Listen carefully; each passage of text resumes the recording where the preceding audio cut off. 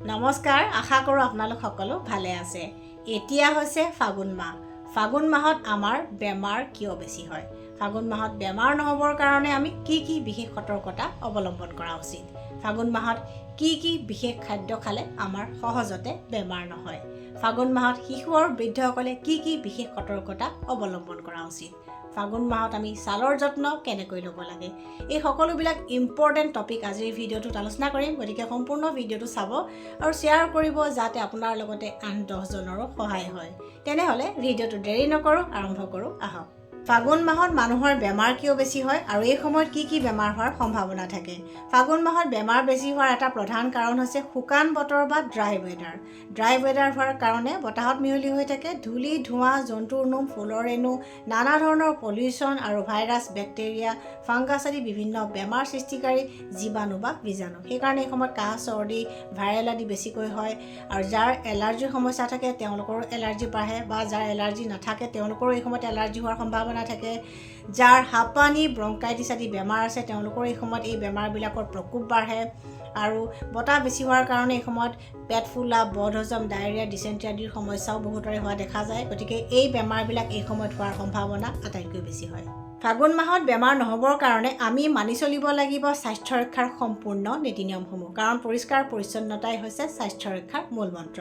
দ্বিতীয়তে আমি আঁতৰি থাকিব লাগিব বেমাৰ সৃষ্টিকাৰী কাৰক বা এলাৰ্জেন বা ট্ৰিগাৰবিলাকৰ পৰা। এই সময়ত ধূলি, ধোঁৱা আদিবোৰ হৈছে বিভিন্ন বেমাৰ সৃষ্টিকাৰী কাৰক, এলাৰ্জেন বা ট্ৰিগাৰ। গতিকে ধূলি ধোঁৱাৰ পৰা বাচিবলৈ হ'লে আমি ঘৰৰ বাহিৰলৈ গ'লে প্ৰায়ে এখন মাস্ক পিন্ধিব লাগিব বা নাকে মুখে এখন কাপোৰ মাৰিব লাগিব। ঘৰৰ ভিতৰতো কাম কৰোঁতে আমি সাৱধান হ'ব লাগিব।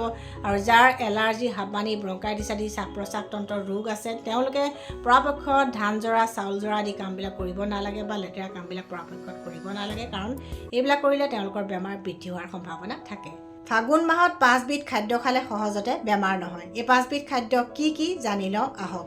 প্ৰথম খাদ্যবিধ হৈছে ইমিউনিটি বুষ্টাৰ বা ৰোগ প্ৰতিৰোধ ক্ষমতা বৃদ্ধি কৰা কেইবিধমান ভিটামিন চি যুক্ত প্ৰাকৃতিক খাদ্য।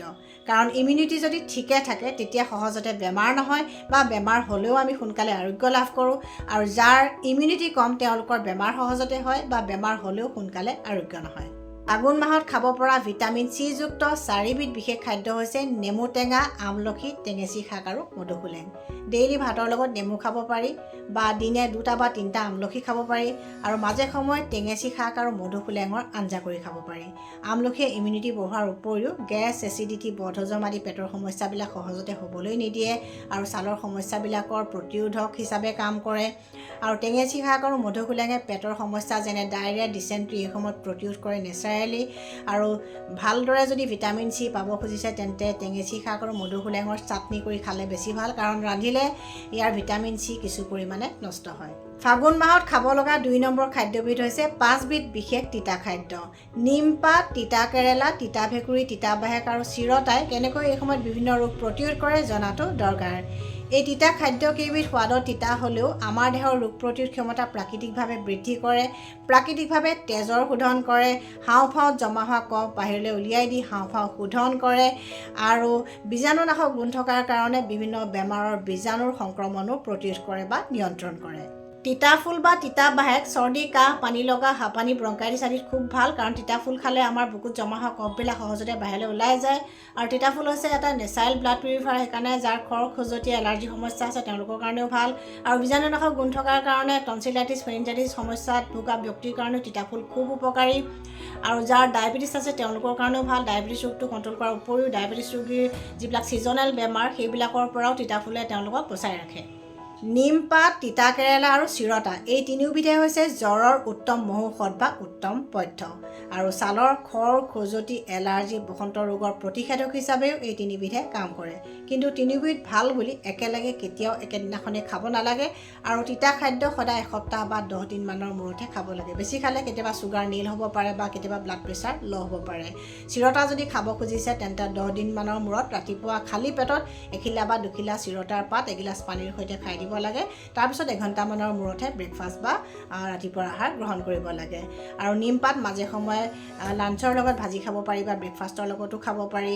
আৰু তেনেকৈ তিতা কেৰেলাও লাঞ্চ বা ব্ৰেকফাষ্টৰ সময়ত খাব পাৰি। কিন্তু ৰাতি তিতা কেতিয়াও নাখাব। তিতা খালে কেতিয়াবা গেছ, এচিডিটি বা অন্যান্য সমস্যা হোৱাৰ সম্ভাৱনা থাকে। তিতা ভেকুৰী চৰ্দি কাহ জ্বৰত ভাল, তিতা ভেকুৰী ছালৰ সমস্যাত ভাল আৰু তিতা ভেকুৰী পেলুৰ কাৰণে আটাইতকৈ ভাল। 3 নম্বৰ খাদ্যবিধ হৈছে পাকঘৰৰ 4বিধ মছলা। পিঁয়াজ, আদা, নহৰু আৰু হালধিয়ে ফাগুন মাহত হ'ব পৰা বিভিন্ন ৰোগৰ প্ৰতিষেধক হিচাপে কাম কৰে। দিনে এটাকৈ কেঁচা পিঁয়াজ খালে, দিনে 2 ফুটা বা 3 ফুটা কেঁচা নহৰু খালে ফাগুন মাহত বিভিন্ন ৰোগৰ পৰা সহজতে হাত সাৰি থাকিব পাৰি।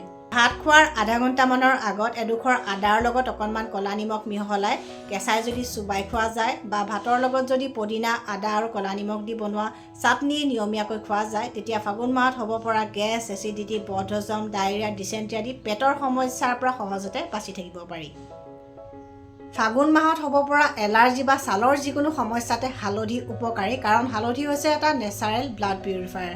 হালধি কফৰ সমস্যাটো উপকাৰী, কাৰণ হালধিয়ে হাওঁফাওত জমা হোৱা কফ বা বুকুত জমা হোৱা কফ বাহিৰলৈ উলিয়াই দিয়াত সহায় কৰে, হাওঁফাওৰ ফাংচন ভাল কৰে আৰু হালধিয়ে আমাৰ লিভাৰ ফাংচনো ভাল কৰে। হালধিয়ে আমাৰ শৰীৰটো ডিটক্স কৰে বা বডি ডিটক্স কৰে। কিন্তু হালধি আমি খাদ্যত দি বা ব্যঞ্জনত দি খোৱাৰ উপৰিও এই সময়ত যদি হালধিৰ বনৌষধি চাহ বনাই খাওঁ বা হালধিৰ গোল্ডেন মিল্ক অৰ্থাৎ হালধিৰ লগত গাখীৰ আৰু জালুকৰ গুড়ি মিহলাই যদি খোৱা যায়, তেতিয়া ফাগুন মাহত হ'ব পৰা বিভিন্ন ৰোগৰ পৰা বাচি থাকিব পাৰি। 4 নম্বৰ খাদ্যবিধ হৈছে 3বিধ বিশেষ বনৌষধি। তুলসী, মানিমুনি আৰু দোৰোণ শাকে ফাগুন মাহত হ'ব পৰা বিভিন্ন ৰোগৰ প্ৰতিষেধক হিচাপে কাম কৰে। কিন্তু কেনেকৈ?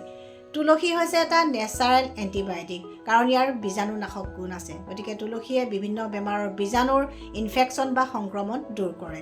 তুলসী হৈছে এটা নেচাৰেল ব্লাড পিউৰিফায়াৰ, গতিকে এই সময়ত হ'ব পৰা এলাৰ্জি বা ছালৰ বিভিন্ন সমস্যা ই প্ৰতিৰোধ কৰে আৰু দূৰ কৰে।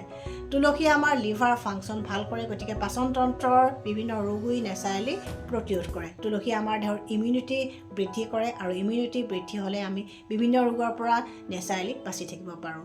এই সময়ত তুলসীৰ বনৌষধি চাহ খালে যথেষ্ট সুফল পোৱা যায় আৰু তুলসী বিভিন্ন ঘৰুৱা দিহাত ব্যৱহাৰ কৰিলেও বিভিন্ন ৰোগ সহজতে উপশম হয়। ফাগুন মাহত পেট চলা, ডিচেণ্ট্ৰি, ডায়েৰিয়া আদি ৰোগৰ পৰা যদি নেচাৰেলি বাচি থাকিব খুজিছে, তেন্তে মাজে সময়ে মানিমুনি শাকৰ আঞ্জা খাওক বা চাটনি খাওক, কাৰণ মানিমুনি শাক পেটৰ এই সমস্যাবিলাকত উপকাৰী। মানিমুনি শাকে স্মৃতিশক্তি বৃদ্ধি কৰাৰ উপৰিও আমাৰ ছালৰ বিভিন্ন সমস্যাও নেচাৰেলি দূৰ কৰে। গতিকে এই সময়ত মানিমুনি শাকৰ আঞ্জা সকলোৱে খোৱা উচিত আৰু শিশুসকলক খোৱালে তেওঁলোকৰ স্মৃতিশক্তি বৃদ্ধি হয়।